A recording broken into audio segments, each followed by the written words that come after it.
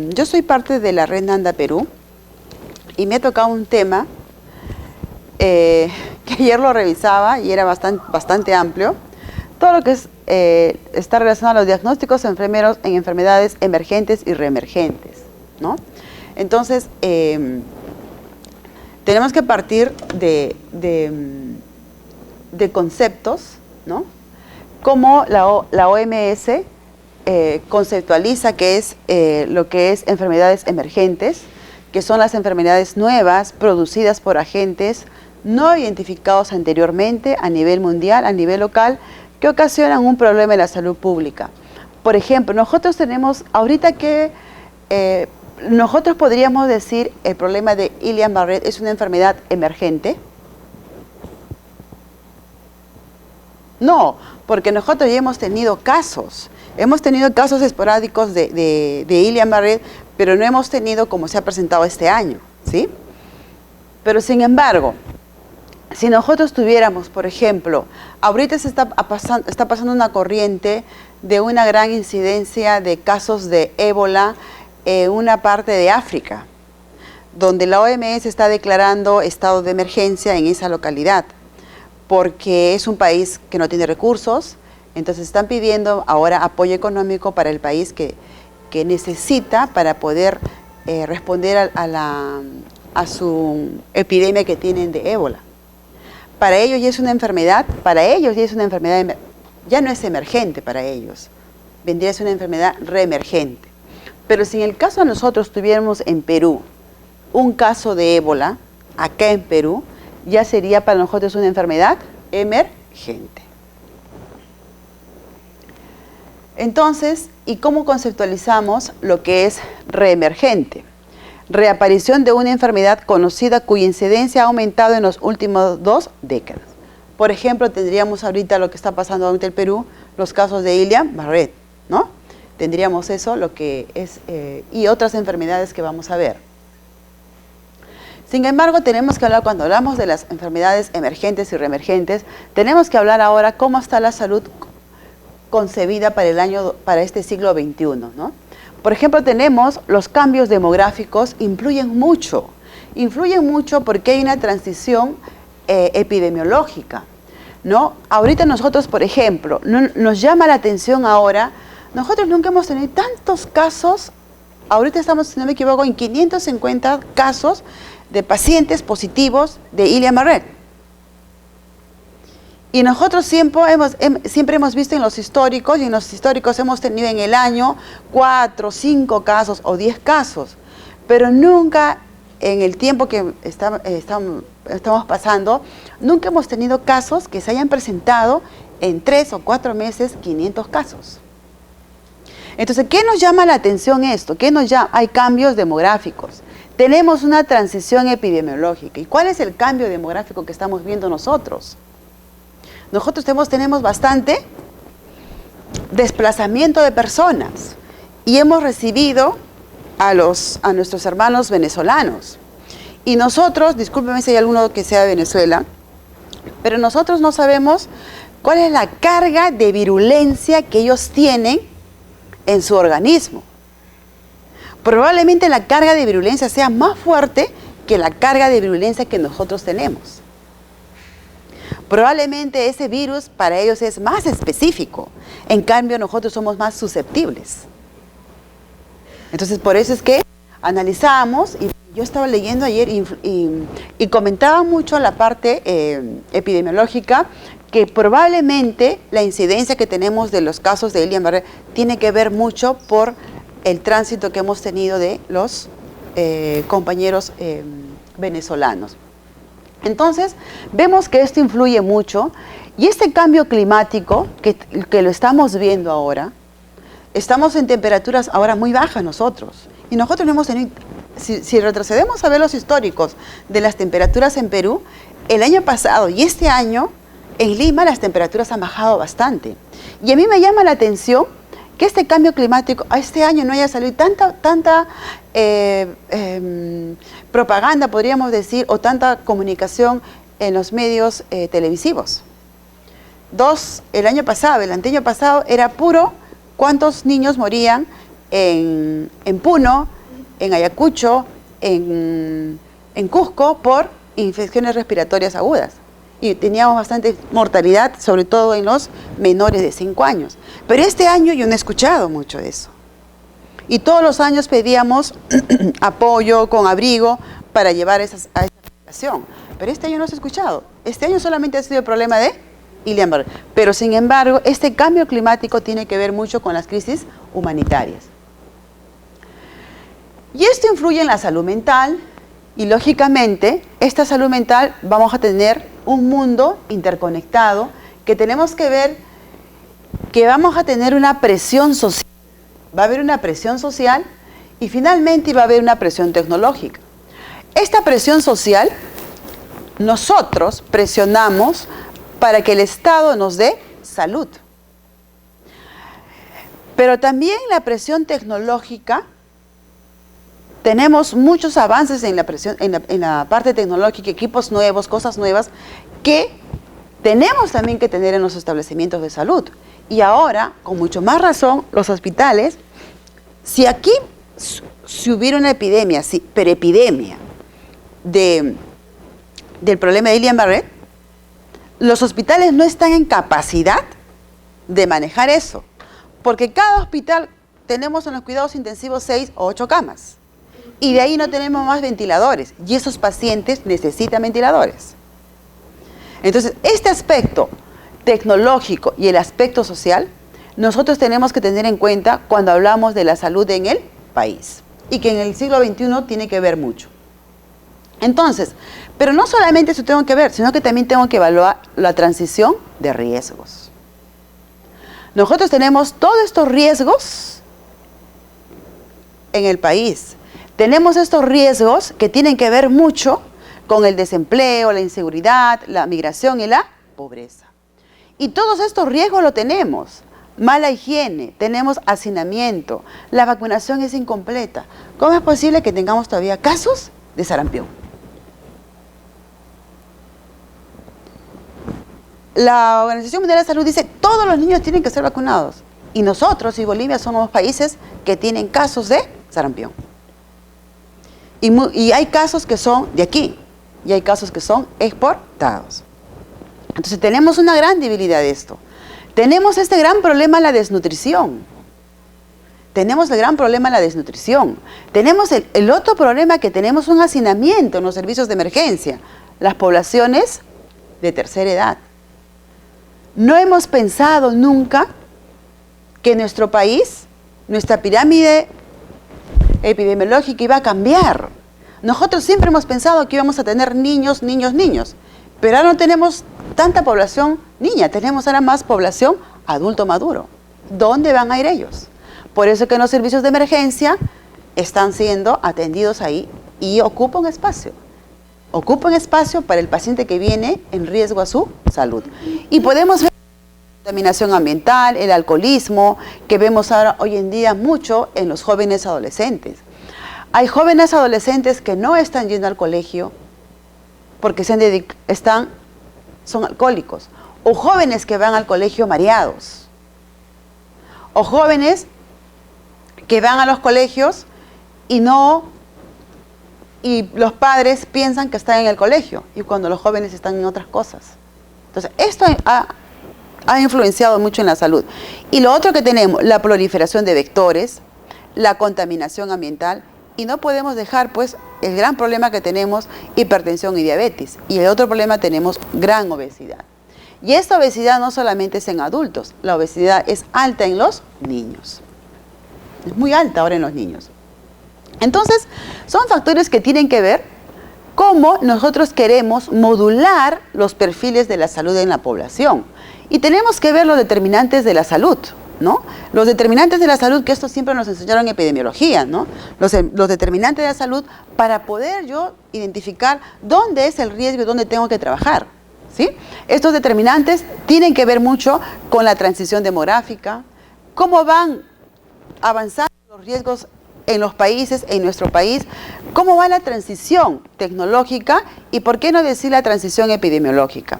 Si yo tengo esta transición, yo tengo como país la probabilidad de tener enfermedades infecciosas y por lo tanto también pueden tener la probabilidad de tener enfermedades crónicas y no transmisibles. Entonces, yo no puedo hablar, cuando hablo de salud, solamente voy a hablar del aspecto epidemiológico, porque cuando yo hablo del aspecto epidemiológico tengo que hablar las tres variables, que es persona, huésped y ¿qué más? Agente, ¿no es cierto? Entonces, tengo que hablar de esto, pero para que esta persona se enferme, tiene que haber puede haber un riesgo o puede haber un problema demográfico o puede haber un problema tecnológico. Entonces, cuando yo hablo los perfiles de la salud, tengo que pensar cuál es el determinante que está influenciando más por qué la población de Perú se está enfermando. Entonces, si hemos hablado de la población, la salud del Perú al siglo XXI, miren cómo tenemos, estos son datos últimos, del Ministerio de Salud. La salud en el Perú, ¿cómo está? Dice, cada 5 horas muere una mujer por cáncer cervical. ¿Sí? 1 de 3 personas es infectado de tuberculosis. 1 de 2 niños de 6 a 15 meses tiene anemia, lo que escuchamos permanentemente. Y 1 de 3 de estos que tienen anemia son gestantes. Es alto, es altísimo. Miren, ve, y 1 de 100 son gestantes que tienen sífilis. Y estas gestantes que tienen sífilis son adolescentes. Para variar. ¿Sí? Y ahora nos vamos a otro aspecto. 2 de 5 tienen sobrepeso. 2 de 5 tienen sobrepeso, es alto. Miren, ve, y 1 de 5 es obeso. Y en esta relación tenemos un alto porcentaje en niños, ¿sí? Y también en adultos. Llama la atención en los niños. ¿No? El niño puede tener sobrepeso, pero no puede ser obeso. Y el niño es obeso por malos estilos de vida saludables. Están con la maquinita, pues. Ajá, no hacen deporte. Bien, 1 de cada 10 personas hacen diabetes y 1 de 5 tienen presión alta. En el aspecto problemas renales, 1 de 10 tiene enfermedad renal crónica. Entonces, esta persona que es obesa tiene un factor de riesgo para hacer diabetes. Y si es diabética va a tener un factor de riesgo para hacer problemas renales. Si tenemos estos indicadores, es altísimo. Es muy alto. Entonces, como nosotros tenemos esos indicadores altos, entonces el Perú, así como tuvimos los objetivos, ¿cómo eran los objetivos del milenio, no? ¿Sí? Donde los países se comprometen a mejorar estos indicadores, entonces el Perú tiene un compromiso en lo que es salud, acá dice, salud y bienestar. ¿Qué quiere decir? Que el Perú tiene el compromiso de mejorar estos indicadores. Y todos los países, ¿qué indicadores mejoran? Salud, educación y lo que es nutrición. Pero ahora están enfatizando lo que es la contaminación ambiental, que no sé por dónde está. ¿Sí? Bien, entonces, estos indicadores que yo he mencionado, el Perú tiene que mejorar. Y uno de ellos está dándole con fuerza a lo que es anemia. Está dándole con fuerza a lo que es anemia. Porque no puede ser que un niño nazca anémico. Porque ¿qué pasa? Las mamás son anémicas. O también puede ser que el niño nace y se hace la mala técnica del corte del cordón umbilical. También influye eso. ¿Sí? Entonces vamos a ver indicadores para que veamos. Miren, ve. Nos dice, el Ministerio de Salud tiene el compromiso en los cambios de lo que ha habido de las políticas de salud, garantizar una vida sana. Y el Ministerio de Salud espera que para el año 2030 reducir la mortalidad materna. Nosotros tenemos ahorita, para el año 2015, tenemos la mortalidad 68 por 1000 nacidos vivos. Pero sin embargo, para el año 2016 se esperaba que sea 66.1, lo que estamos viendo. Entonces podemos ver que la mortalidad materna está bajando, pero todavía es alta. Nosotros tenemos la mortalidad materna alta y Bolivia tiene una mortalidad materna menor que nosotros. Entonces, este indicador tiene que mejorar. ¿Y cómo va a mejorar? Trabajando. ¿Dónde mueren más las gestantes? En las zonas lejanas. En las zonas lejanas. ¿Sí? Ahí mueren más las gestantes. Pero también mueren en el hospital. Y en el hospital mueren, ¿por qué mueren?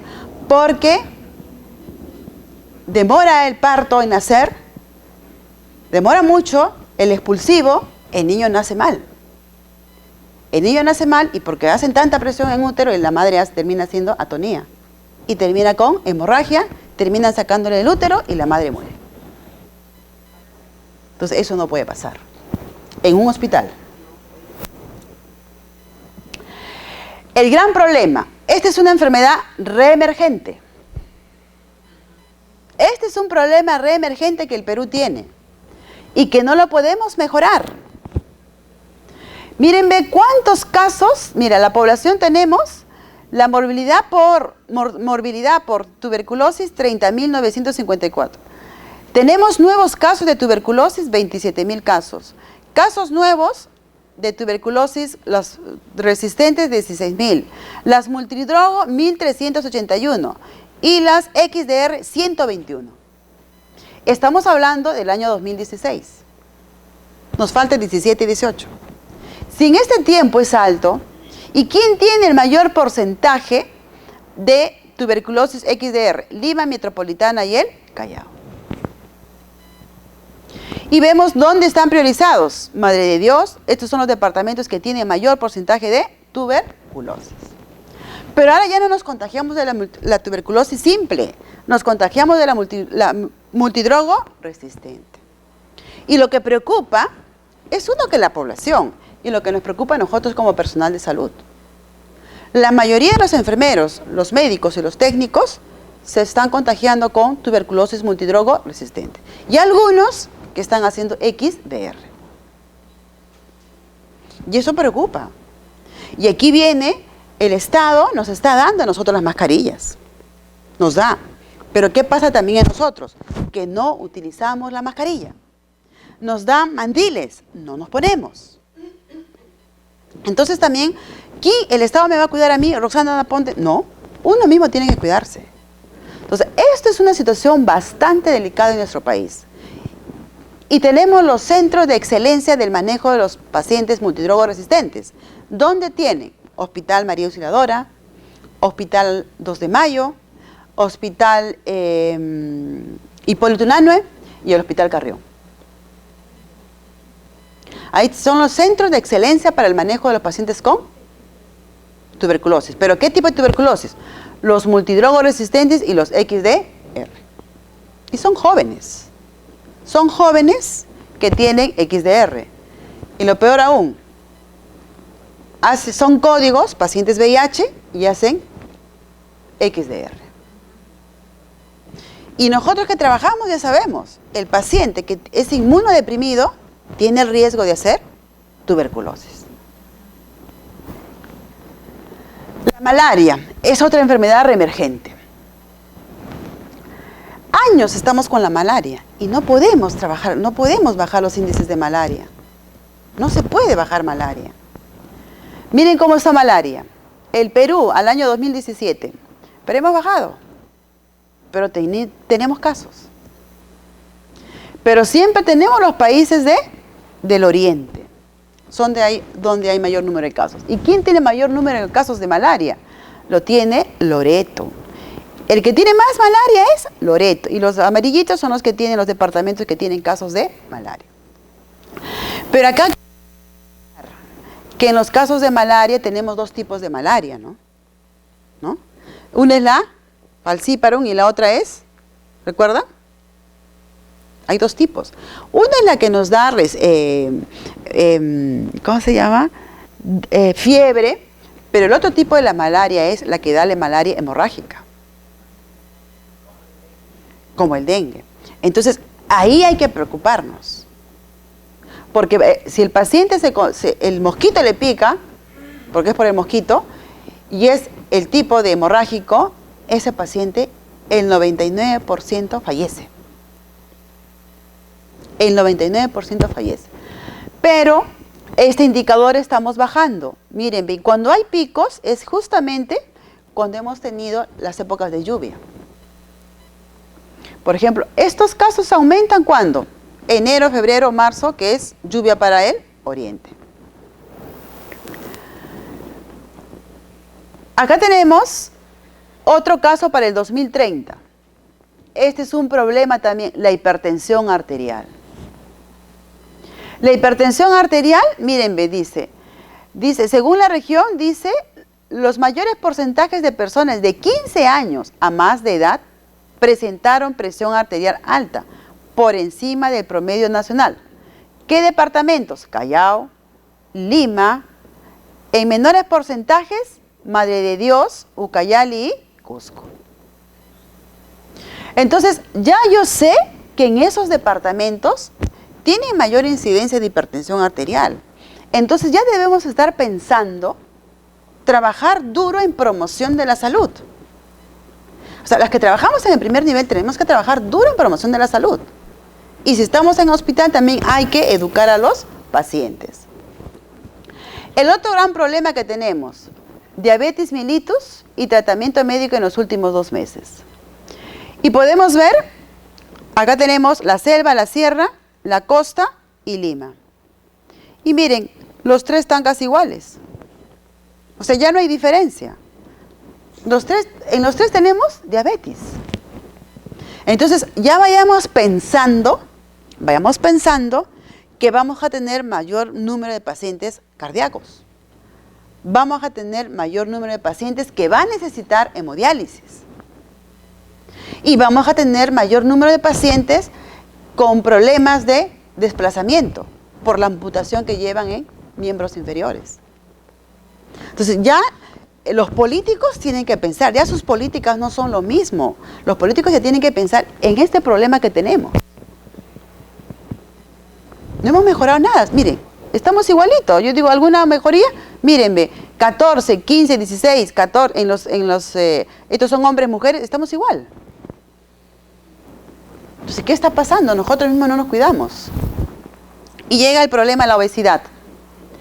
Miren la obesidad, esto es en un trabajo que han hecho en el año 2015, miren cómo está, y no ha variado. Miren, ¿cómo está la obesidad?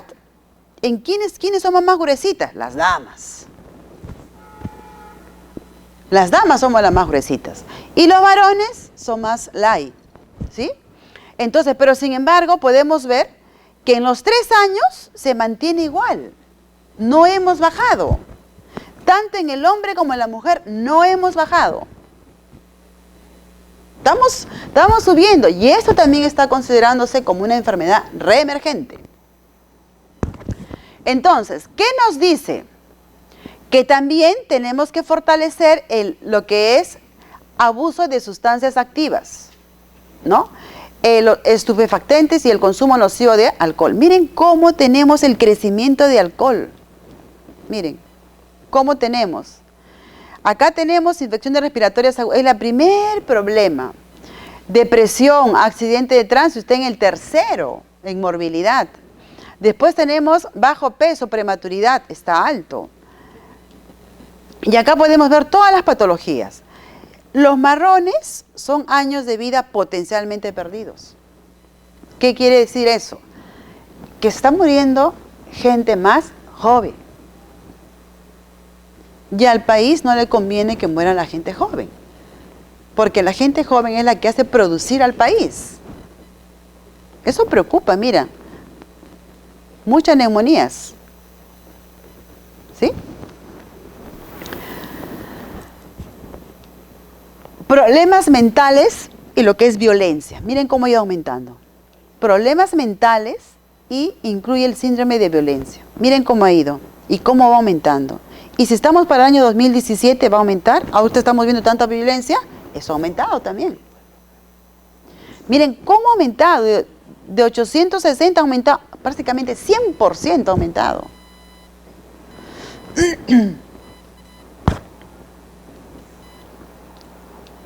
Cuando nos dicen garantizar lo que es vida, también tiene que ver, hemos visto que es el segundo, la tercera causa de morbilidad, es los accidentes de tránsito. Miren cómo tenemos, miren, ve, del 2005 al 2011 se ha mantenido, en el 2012, 2013 ha aumentado, y en el 2016 ha bajado, pero un poco. Y esto tiene que ver también mucho porque ha crecido el número de carros, ¿no? Muertes por accidente de tránsito. Miren cómo están los accidentes de tránsito. Los accidentes de tránsito, la mayoría dice, es por el problema del peatón. Si ustedes leen los artículos de mortalidad por accidente de tránsito, la mayoría dice por culpa del peatón. Bueno, y segundo, también el conductor por negligente. Aquí tenemos, nos dice, para garantizar el acceso universal de salud, la parte de la vida sexual y reproductiva, la planificación familiar, ¿qué tanto se está trabajando? Por ejemplo, en planificación familiar, miren, no usan, no hay datos. ¿Qué utilizan? DIU, abstinencia periódica, quirúrgica, hormonal y barrera. Pero miren, ¿cuántos no usan? ¿Cuántos no usan planificación familiar? ¿Cuántos? 50, 60, 50% no usan. El 2015 es esto, mire, y el 2016 ha bajado un poco, pero es alto. Por eso que tenemos tanta jovencita, tanto adolescente, que ya tiene su bebito. 12, 13 años ya tiene sus bebitos. Y el otro problema que también tenemos que ver es los problemas de metales pesados. Por ejemplo, ahorita estamos escuchando el problema de pía madre, no sé qué, y tiene que ver mucho con esto. Porque querramos o no, la gente que vive en esa zona, de esta zona, se ve afectada. ¿En qué se ve afectada? En problemas respiratorios, los niños no crecen, hacen anemia, hacen problemas de caries dental, pero los pobladores quieren seguir viviendo ahí. Y quieren seguir viviendo, ¿por qué? Porque según ellos pueden sacar oro y todo ese metal, ¿no? Bien, entonces aquí ya entramos a esta parte, los retos para la salud pública. Acá tenemos las enfermedades transmisibles, las enfermedades crónicas no transmisibles y los retos adicionales. Si yo voy a hablar de enfermedades emergentes y reemergentes, yo me tengo que basar a todas estas y a todas estas. Pero todas estas nosotros hemos tenido esto no hemos tenido. Pero hemos tenido enfermedades prevenibles por vacunas, ¿sí? SIDA, influenza, dengue, chiringunya, poliomielitis, sarampión, tuberculosis, ¿tenemos? Sí tenemos. Las de acá también lo tenemos. Y lo hemos visto ahora. Cardiovasculares, también hay. Si hay mayor diabético, vamos a tener mayor número de problemas cardiovasculares. Las enfermedades mentales que hemos visto que está aumentando. Y estos son retos del Estado que pone. Retos, ¿por qué? Porque tiene que trabajar en mortalidad materna y embarazo en adolescente. Córtamelo. ¿Sí? Bien, entonces también hay que ver, hemos conversado, que para las enfermedades emergentes y reemergentes, trabajamos mucho, la literatura lo dice, el descubrimiento de nuevos agentes infecciosos. Cada vez tenemos mayor, los virus mutan. Entonces, yo puedo tener un resfrío tipo AB, pero mi compañera puede tener un resfrío, pero ya no tipo AB, va a tener tipo ABC. Por eso es que continuamente se está haciendo los estudios de los agentes infecciosos. El otro aspecto, en la parte del hábitat, el reservorio, los agentes etiológicos y los vectores de los mismos, por ejemplo, tiene que ver mucho dónde la población vive. Aquí en Lima no tenemos nosotros malaria, pero sí tenemos el vector del dengue. Nosotros tenemos acá dengue. Lo que pasa es que tenemos el vector, pero ese vector no está contaminado. Hay distritos aquí en Lima que ya tienen dengue positivo. Y tiene que ver mucho el hábitat. Y lo otro que comentábamos, el desplazamiento de la población, y conversábamos la virulencia que trae cada persona, de cada país que viene. Nosotros tenemos un gran desplazamiento de población, ahora tenemos venezolanos y tenemos buen número también de colombianos. ¿Sí? Tenemos buen número de colombianos. Entonces, cada país tiene su endemicidad y por lo tanto nosotros no sabemos cuál es la virulencia que tiene cada persona. ¿Sí? Después también tenemos que ver el deterioro sanitario, que hemos conversado, que tiene que ver mucho, la pobreza que tiene el Perú, la desnutrición que tiene la población, y por lo tanto, todavía aún tenemos población analfabeta. Todavía aún tenemos. Eso es un indicador que también tiene que ver mucho para el cuidado de la salud, ¿no? Y en este aspecto entrarían lo que es el cólera y la tuberculosis, ¿no? Después tenemos el aumento de roedores en determinadas zonas de la región. Por ejemplo, tenemos casos de leptospiras, tenemos fiebres hemorrágicas. Y las leptospiras tenemos, por ejemplo, leptospiras tiene Ucayali, leptospiras tiene Loreto. ¿Y por qué tenemos allí? Porque los roedores están más a la intemperie.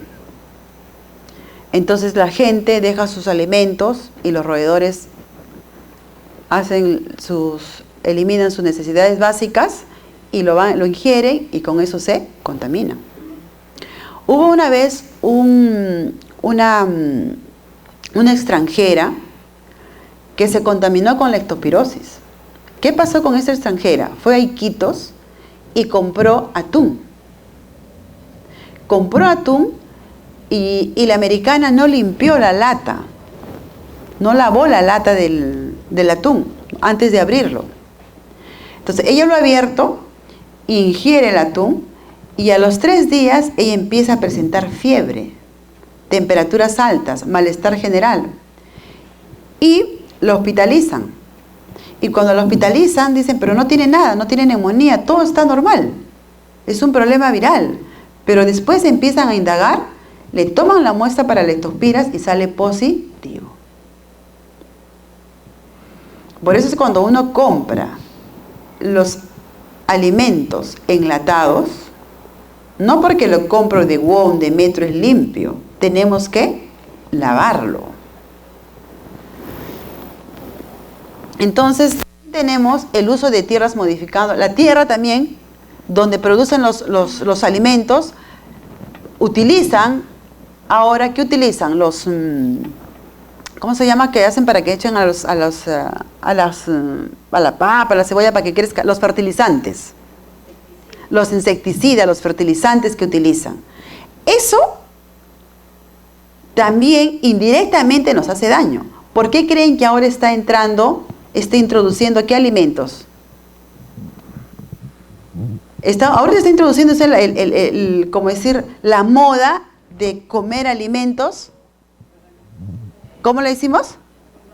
¿Cómo? Orgánicos. Ustedes van a WOM o a Metro y tienen una área, todo lo que es orgánico. Antes era chiquito, pero ahora es grande. Porque ya nos estamos dando cuenta que lo que nosotros estamos comprando en el día a día nos está haciendo daño. Y estamos comprando los alimentos que no nos hagan daño. Y las mutaciones que también hemos visto de los virus, ¿sí? Entonces, acá tenemos, miren, ve, todo lo que tenemos como este virus ébola que nos da fiebre hemorrágica. El virus del Antan nos da fiebre hemorrágica. El VIH, SIDA. Otro tipo de virus, leucemia. La hepatitis C nos da hepatitis, el VHC. Virus del Sabia, fiebre hemorrágica. Esto de aquí nos da sarcoma de Kaposis. Prión agente en la encefalopatía y encefalitis. Cada uno de este agente etiológico nos da un cuadro clínico. Y acá está el año donde se han presentado los casos. Pero no acá en Perú, sino en... Entonces, si yo tengo ese concepto y veo, Miren cómo los problemas están enfocados aquí. Nosotros, y lo tienen que ver, y esto está relacionado con los estratos de pobreza en el país, ¿sí? Entonces, los de acá, los que tienen el estadio 4, 5, son personas que tienen mejores ingresos económicos. Los que están en estadio 1, 2, bajo. Y los que están en estadio 3, más o menos. Entonces, quiere decir que los que están aquí, imaginen, estos son los más pobres y son los que se enferman. ¿Sí? Pero ahora, si nosotros nos podemos, y esto se invierte, miren, ve. Y los que tienen más dinero, ¿qué están haciendo? Enfermedades crónicas o neoplásicas. ¿Sí? Entonces, los accidentes se pueden presentar en cualquier estrato. Las enfermedades emergentes y reemergentes se pueden presentar en cualquier estrato. Quiere decir que no respeta el que tiene plata y el que no tiene plata. A cualquiera le da. Entonces, esto llama la atención, ¿no? Porque siempre pensamos que el que tiene plata no se va a enfermar, pero se enferma de las crónicas y los neoplásicas. Entonces, la OPS, la Organización Mundial de la Salud, en el año 2008, identificó, miren, algunas enfermedades que podrían empeorar por el calentamiento global. Y eso lo estamos viendo ahora. ¿Por qué la temperatura es tan baja ahora? Y verano es alta, muy alta. Miren, la influenza dice, sí, va a empeorar en aves. La babiosis, otro tipo también de virus, una enfermedad, sí. El cólera, sí. El ébola, no. La parasitosis, sí. Enfermedad de Lyme, es como tipo de una hemorragia, también. Mareas rojas, sí. Enfermedad esta no la conozco, no. Enfermedad del sueño, no. Tuberculosis, sí. Fiebre amarilla, sí. Y peste, sí. ¿Qué tenemos nosotros como Perú? Peste, fiebre amarilla, tuberculosis. ¿Qué más tenemos? Parasitosis, cólera y influenza aviar. Entonces, quiere decir, ya nos está diciendo que en el 2008 va a incrementar. Y sí, pues ha incrementado. El ébola, ¿por qué se da el ébola? Miren, la degradación de los ecosistemas ha permitido o está haciendo que esta enfermedad se esté dando con más casos. Por eso es que ahorita África, hay una zona de África que yo les dije que está declarado en emergencia porque ha aumentado los casos de ébola. Y la Organización Mundial de la Salud está pidiendo apoyo económico para apoyar a este país. La peste. ¿Cómo está la peste en el Perú? Nosotros tenemos peste. Miren, ve. En el año 83-89 hubo el fenómeno del Niño. Tuvimos peste. Acá, mira cuánto hubo de peste. Y en Ecuador también. Después hemos tenido en el año 91 y el año 97 que hubo otro fenómeno del Niño. Miren cuántos casos de peste tuvimos. Y después esto ha ido bajando, pero teníamos casos de peste. ¿Y la peste por qué se da? Por la pulga, ¿no? La pulga se contamina y nos pica después a nosotros. Esa es una enfermedad también reemergente, ¿sí? Pero ahora nos vamos a ya un poco para entrar a los diagnósticos, ¿no? Porque son bastantes, ¿ah? Pero he tratado de hacer los que nosotros tenemos en el país. El dengue es transmitida por un mosquito. ¿Cómo se llama ese virus? Flavivirus. Y de ahí se va saliendo, mutan varios otros. Entonces tenemos dos tipos de dengue, el dengue clásico y el dengue hemorrágico, ¿sí? Miren, ve, en el clásico, esto han observado porque nosotros hemos tenido dengue, ¿eh? Piura, hay muchos enfermeros que fueron a Piura a apoyar allá. Sudoración abundante, escalofríos, dolor retroobituario durante los movimientos oculares, dolor lumbar, dolor intenso en piernas y articulaciones, lo que le dicen ellos la fiebre de rompehuesos. Esa es la sintomatología que nos da el dengue clásico. Pero si nosotros nos vamos a evaluar el dengue hemorrágico, ¿tiene variación el uno al otro? Miren, ve, tiene fiebre, tiene presencia de petequias, equimosis gingival, hematemesis o melema, trombocitopenia, disminución del fibrinógeno, aumento de los productos de degradación de la fibrina. ¿Hay diferencia el uno del otro? Sí, pero ¿tiene similitud? ¿Cuál es el signo que tiene similitud en ambos? Fiebre. ¿Qué más? ¿Algo más? No, ¿no? Por eso cuando el paciente viene, el que tiene dengue tiene fiebre. La fiebre le llega hasta 40. Y esta fiebre de 40 está entre 48 a 96 horas. Y no baja. Por eso que el que tiene fiebre se desespera, porque no baja la temperatura. Entonces viene en fiebre y no sabemos si es dengue clásico o dengue hemorrágico. Ahora, para ser dengue hemorrágico no te sale de un día a 2 días. El periodo de incubación es de 4 a 6 días. ¿Sí? Entonces, tenemos esto. Entonces yo estaba pensando, si yo tengo en el dengue clásico, yo he sacado, ya he evaluado los signos y síntomas y en el paciente he observado eso, entonces yo puedo decir que el paciente tiene pérdida de líquidos por evaporación y el paciente se puede deshidratar. También puedo decir que el paciente está incómodo porque tiene fiebre. También puede decir que el paciente tiene facie quejumbrosa porque nos dice que tiene dolor. Y en dolores en las articulaciones. ¿Sí? Bien. Pero ahora yo me voy al dengue hemorrágico. En el dengue hemorrágico nos dice que el problema es que hay alteración en los factores de coagulación. Por eso es que tienen petequias. Entonces yo digo, si el paciente tiene alteración en los factores de coagulación, porque vamos a ver que las plaquetas están muy bajas. Entonces yo puedo pensar que el paciente me puede hacer sangrado y el paciente me puede entrar a shock. Y como el paciente entra a shock, porque está perdiendo volemia, ¿yo qué hago? Le empiezo a administrar líquidos, ¿sí? Le empiezo a administrar líquidos porque el paciente se me está chocando. Y entonces yo puedo decir que el paciente se puede sobrehidratar, ¿sí? Y al sobrehidratarse, este paciente me hace una congestión pulmonar y por lo tanto yo voy a observar en el paciente que empieza a presentar signos y síntomas de problema respiratorio. ¿Sí? Entonces, aquí yo tengo, yo he intuido, estoy infiriendo y digo, ¿no? Este paciente tiene pérdida de líquidos y se va a deshidratar. ¿Sí? Yo estoy intuyendo a eso. ¿Sí? Entonces, para los dos, yo tengo que hacer cuál es mi juicio clínico que podría plantear yo. Cuando yo digo el juicio clínico, es decir, ¿qué diagnóstico yo puedo plantear? ¿Sí?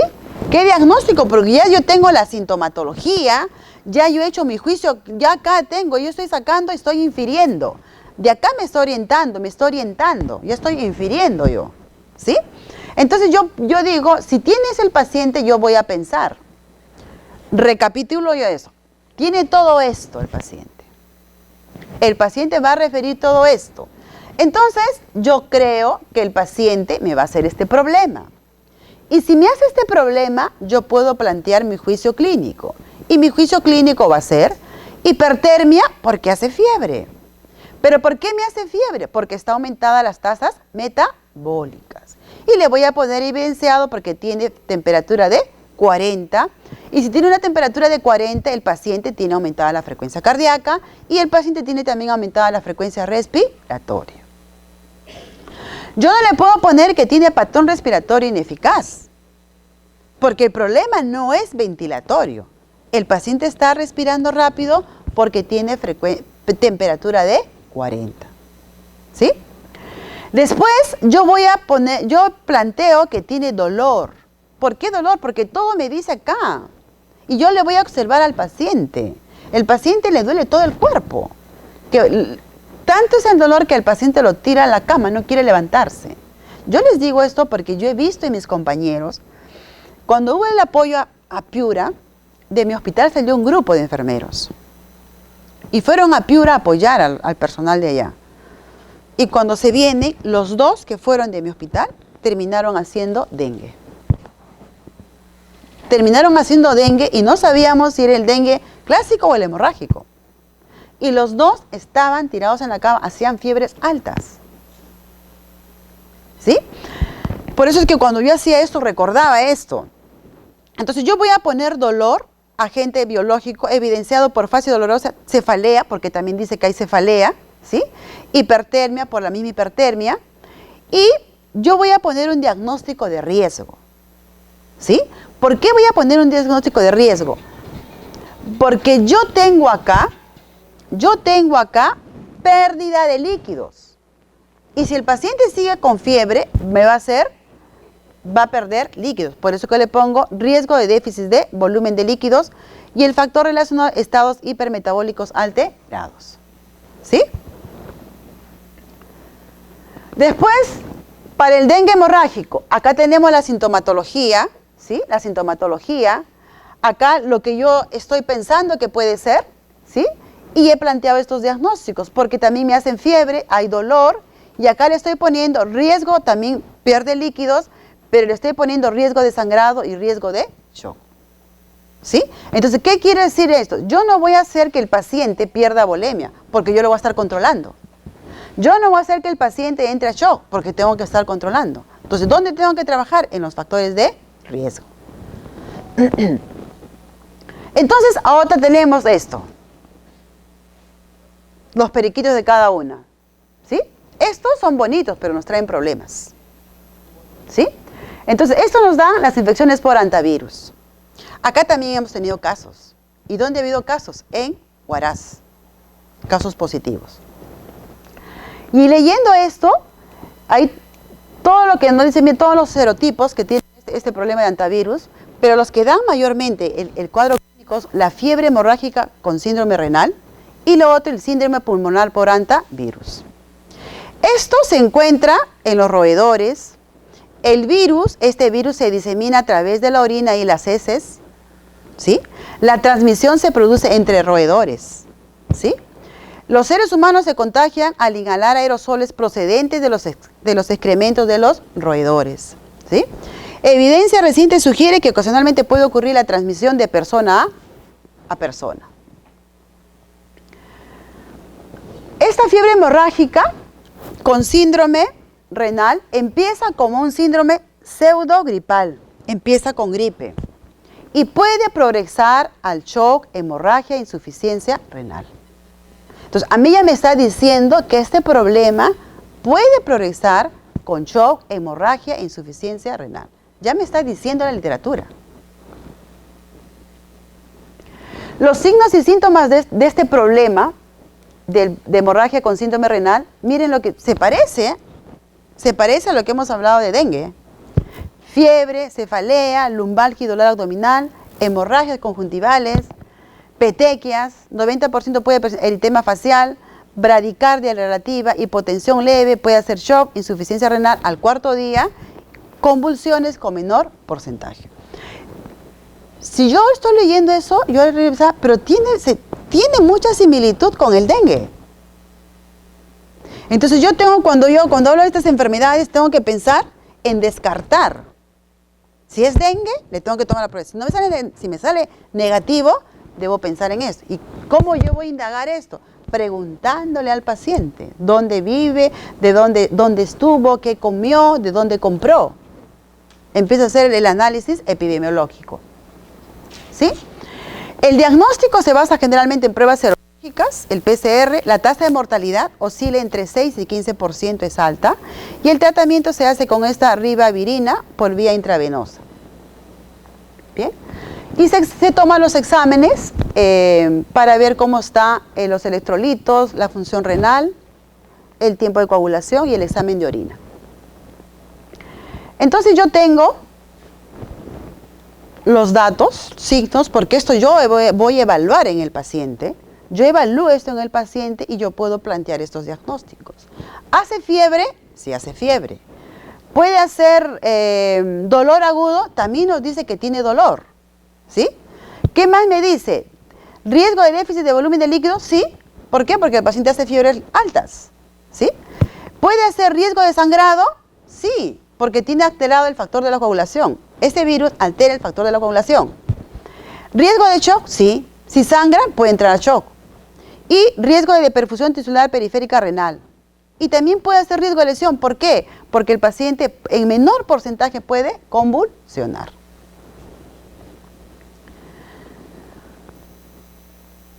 Para el otro tipo que el antivirus produce, el síndrome de pulmonar por antivirus.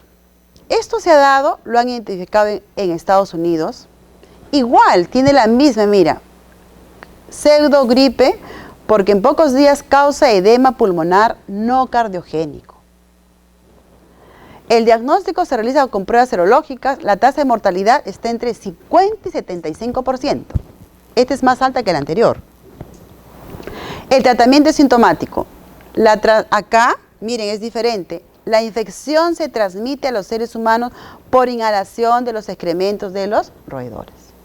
¿Sí? La sintomatología, miren, muy parecida a la otra, pero con la diferencia que trae ya problemas gastrointestinales.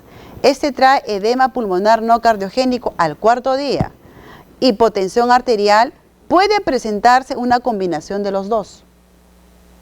¿Sí? Y aquí yo también he trabajado con lo mismo, los signos y síntomas, ¿sí? Acá tengo los signos y síntomas del paciente y yo llego a este diagnóstico. Igual, yo le pongo, hace fiebre, hipertermia, dolor agudo, igual riesgo de déficit de volumen y puedo poner riesgo de shock porque también tiene problemas con la coagulación. Si me hace problema respiratorio y yo observo en el paciente que ventila mal, ¿no?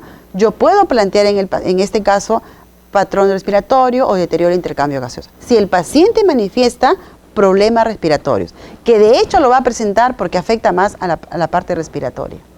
¿Sí? ¿Qué más? Bien.